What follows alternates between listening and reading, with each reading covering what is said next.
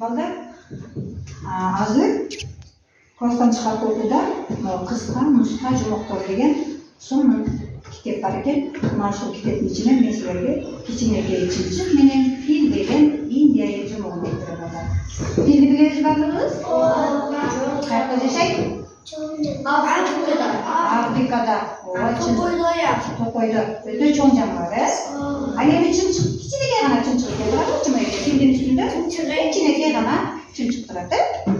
Qani desa, quloq solib, qulochi Çıtırma to'qoyda abdan büyük o'sgan chinor terek turibdi. Abadek kichkinagina chumchuq uya solib, baladan chiqaribdi.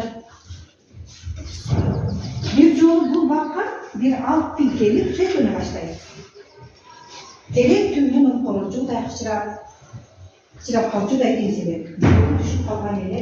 Chumchuq filni aytana uchib andan chirilib so'radi. O junglinin ulu xo'jayini bu daraxtga so'yilganligingizni so'raman. Bunda mening uyam bor. Uyamda bolalarim bor. Alar qo'rqishadi. Yerga da qulab tushishi mumkin. Aylanadan ming sandag'an boshqa dili daraxtda turadi-ku. Alp bile hech narsa deb javob bermay, kichkinagina qizil ko'zlari bilan chumchuqqa misqilli qarab, daraxtga dag'i so'yilganini olib, ko'chusi qangandan so'ng basıp gitti. Ertesi günü bir kayadan gelip daraxtga so'ykina boshladi. Daraxt qichirab temseldi. Sho'ng'ay temseldi.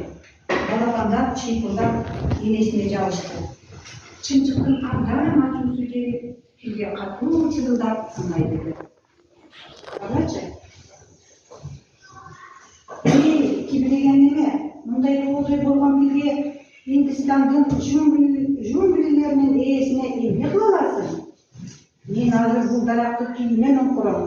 Uyam turmoq o'zingizning doyingni topmay qolasan. Kim söyledi? Fil.